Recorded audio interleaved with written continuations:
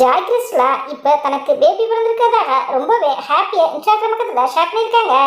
ஆடை வடிவமைப்பாளர் ஜாய் கிறிஸ்டலா அவர்கள் மாதம்பட்டி ரங்கராஜ் அவர்கள் தன்னை திருமணம் செஞ்சு ஏமாத்திட்டா சொல்லி மாதம்பட்டி ரங்கராஜ் அவர்கள் மீது புகார் கொடுத்திருந்தாங்க. இவங்களுடைய வழக்கானது சென்னை உயர்நீதிமன்றத்தில் விசாரணை நடத்திக்கிட்டு இருக்குது. ஜாய் கிறிஸ்டலா சென்னை மகளிர் ஆணையத்தில் தனக்கு நீதி வழங்கும்படி கம்ப்ளைண்ட் கொடுத்திருந்தாங்க. மகளிர் ஆணையத்தில் மாதம்பட்டி ரங்கராஜன் ஜாய் கிறிஸ்டலா அவர்கள் நேரில் விசாரணைக்கு ஆஜராகும்படி உத்தரவிட்டிருந்தாங்க. அப்ப மாதம்பட்டி ரங்கராஜன் கூட தனது முதல் மனைவி சிறுஜுடனே விசாரணைக்கு ஆஜராயிருந்தாரு. அதை பார்க்கும்போது மாதம்பட்டி ரங்கராஜன் அவருடைய முதல் மனைவி ஸ்ருதி பிரியாவுடன் சேர்ந்து வாழ்றாது அப்படிங்கிறத வெளிப்படுத்துவதுமாக இருந்துச்சு.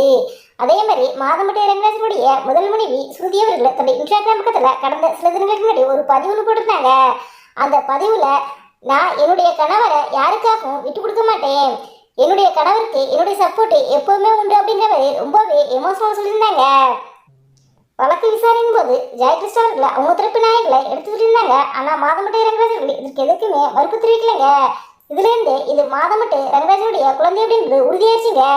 இந்த வழக்குடைய தீர்ப்பானது இன்று வழங்கப்படும் அப்படின்னு மகளிர் ஆணையத்தில் சொல்லியிருந்த நிலையில் நேற்று ஜாய் கிறிஸ்டலா அவர்கள் சென்னை குடும்ப நீதிமன்றத்தில் ஒரு மனு தாக்கல் பண்ணியிருந்தாங்க.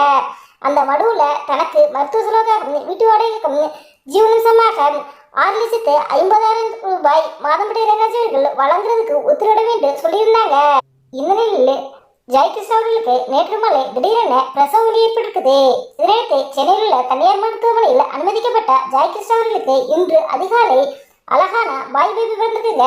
இந்த விஷயத்துல ஜாய் கிறிஸ்டலா அவர்கள் தன்னுடைய இன்ஸ்டாகிராம் பக்கத்துல தனக்கு பாய் பேபி வந்திருப்பதாகவும் தானும் குழந்தைக்கு ஆரோக்கியம் இருப்பதாகவும் சொல்லியிருக்காங்க. இதனால் ஜாய் கிறிஸ்டலா அவர்களை இன்று வழக்கு விசாரணைக்கு ஆஜராக முடியாது என்று கால அவகாசம் கேட்டிருப்பதாகவும் மாதம்பட்டி ரங்கராஜ் அவர்கள் மட்டும் இன்று வழக்கு விசாரணைக்கு ஆஜராக தகவல் தாங்க வெளியாக இருக்குது. ஜாய் கிறிஸ்டலா அவர்களுக்கு நீதி கிடைக்குமா? மாதம்பட்டி ரங்கராஜ் அவர்கள் ஜாய் கிறிஸ்டலாவை ஏற்றுக்குவாரா இல்ல பணம் எதுவும் கொடுத்து செட்டில்மெண்ட் பண்ணிடுவாரா அப்படிங்கிறதெல்லாம் நம்ம வெயிட் பண்ணி தான் பார்க்கணும். இந்த வீடியோ பற்றிய உங்களுடைய கருத்துக்களை எங்களுடைய கவனமாக இது போன்று இன்னும் நிறைய தகவல்களை உடனுக்குடன் தெரிந்து கொள்ள எங்கள் ரெடபிள் 2 சப்ஸ்கிரைப் பண்ணுங்க.